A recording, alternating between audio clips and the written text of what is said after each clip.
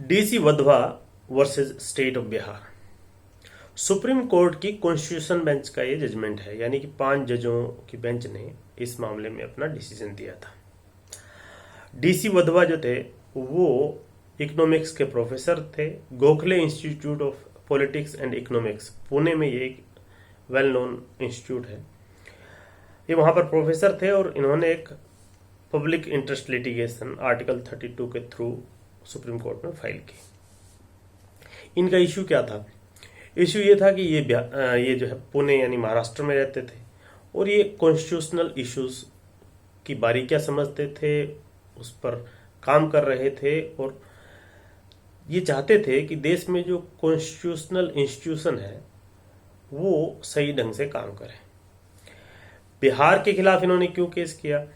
बिहार के खिलाफ इसलिए इन्होंने केस किया कि बिहार में जो बिहार की विधानसभा थी, या ये कहिए कि लेजिस्लेचर ओवरऑल जो था, क्योंकि वहां विधान परिषद भी होती है, तो बिहार में जो कानून बनाने का काम वो तो लेजिस्लेचर का है, लेकिन कई सालों तक कई मामलों में ऐसा हुआ कि बिहार सरकार ने कानून पार्लियामेंट वहां के लेजिस्लेचर के थ्रू नया बनवा करके ऑर्डिनेंस के थ्रू बनाने लगे। यानी कि ऑर्डिनेंस का जो प्रोविजन है स्टेट के लिए वो आर्टिकल 213 में है और उसमें ये कहा गया कि जब लेजिस्लेचर सेशन में नहीं हो और इमरजेंसी हो तो ऑर्डिनेंस के थ्रू टेम्पररी लॉ बनाए जा सकते हैं। फिर जब सेशन में होगा लेजिस्लेचर तो उस समय वो लेजिस्लेचर के सामने रखा जाएगा।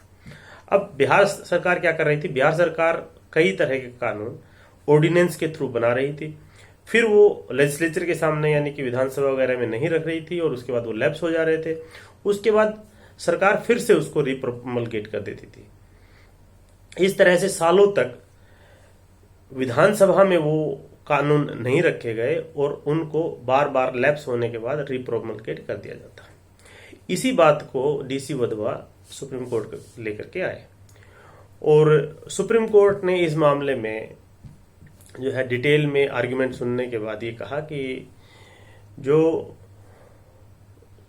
लेजिस्लेचर है उसका काम है कानून बनाना और एग्जीक्यूटिव जो ऑर्डिनेंस के थ्रू जो है कानून बनाता है वो टेम्परेरी पावर है, वो एक तरह से इमरजेंट पावर है, इमरजेंसी की पावर है और वो टेम्परेरी टाइम के लिए कानून बनता है। और अगर वो जो प्रोसीजर दिया गया है आर्टिकल 213 में अगर वो फॉलो नहीं किया जाता, यानी कि जो वो लेजिस्लेचर के सामने नहीं रखा जाता, तो फिर वो लैप्स हो जाता है। तो इस तरह से बार बार उसको रिप्रोमलगेट करना और विधानसभा के सामने न रखना, ये एक तरह से अनकॉन्स्टिट्यूशनल है और कॉन्स्टिट्यूशन पर फ्रॉड है।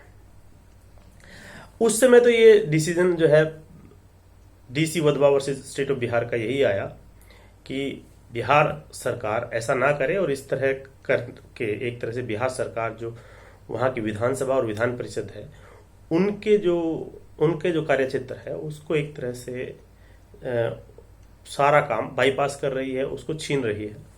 लेकिन बिहार सरकार उसके बाद भी मानी नहीं और उसके बाद भी बिहार में इसी तरह के जो ऑर्डिनेंस के रिप्रोमलगेशन होते रहे। उसके बाद में कृष्ण कुमार का एक दूसरा केस हुआ और 2017 में सुप्रीम कोर्ट की 7 जजों की बेंच ने फिर से कहा कि जो ऑर्डिनेंस को रिप्रोमलगेट नहीं किया जा सकता और ये एक तरह से कॉन्स्टिट्यूशनल फ्रॉड है। लेकिन एग्जीक्यूटिव जो उनके पास जो पावर है वो अपने ढंग से इंटरप्रेट करते हुए उसको यूज करते हैं और उसके बाद अगर किसी पब्लिक स्पिरिटेड पर्सन या जो कॉन्स्टिट्यूशनल विषयों का जो एक तरह से जानकार होता है वो सुप्रीम कोर्ट में मामलों को लेके आता है, उसके बाद सुप्रीम कोर्ट उसको इंटरप्रेट भी करता है। लेकिन ये जो कन्फ्लिक्ट रहता है या इंटरप्रिटेशन का इश्यू रहता है, ये इटर्नल इश्यू है, हमेशा चलता रहेगा। एक चीज एक तरह से इंटरप्रेट की गई, फिर उसका एक नया रास्ता एग्जीक्यूटिव निकालता है, फिर उसके बाद फिर से वो मामले कोर्ट में पहुंचते हैं। तो ये जो आर्टिकल 213 की जो पावर है, इसी तरह की पावर प्रेसिडेंट के मामले में अगर देखी जाए तो वो 123 में है। 123 में प्रेसिडेंट जो है अगर संसद का सेशन नहीं चल रहा है उस समय जो सेंट्रल गवर्नमेंट है वो ऑर्डिनेंस लेकर के आ सकती है, और आती भी रही है। और ये तब ज्यादा होता है जब या तो जो है इमरजेंसी हो किसी चीज की, और बहुत बार तो ऐसा भी होता है कि जो सेंट्रल गवर्नमेंट है या जो रूलिंग पार्टी है उनको लगता है कि बहुत से मामले ऐसे हैं जो पार्लियामेंट में वो इनेक्ट नहीं कर पाएंगे या पार्लियामेंट में वो पास नहीं कर पाएंगे, तो ऐसे मामलों को फिर वो ऑर्डिनेंस रूट से बार बार प्रोमलगेट करते हैं। और ऐसा अगर भारत की जो संसदीय इतिहास की बात करें तो उसमें तब से जब ज्यादा बढ़ा है जब से कोएलिशन गवर्नमेंट शुरू हुई, क्योंकि उनके पास इस तरह की स्थिति नहीं थी कि जो स्पेशल मेजोरिटी से बहुत कुछ किया जा सके, तो उस तरह से वो जो है ऑर्डिनेंस का रूट यूज करते थे, और वो धीरे धीरे बढ़ा है और हर सरकार में ये होता रहा है। अगर हम सही से देखें तो उसका, अगर कोई लोग ये भी मानते हैं कि अगर इमरजेंसी नहीं है तो इसको ऐसा नहीं किया जाना चाहिए, क्योंकि कानून बनाने की जो पावर है और या कानून बनाने का जो क्षेत्र है वो विधायिका का क्षेत्र है, और एग्जीक्यूटिव को अननेसेसरीली उसको यूसर्फ नहीं करना चाहिए, उस पर कब्जा नहीं करना चाहिए, उसका मिसयूज नहीं करना चाहिए।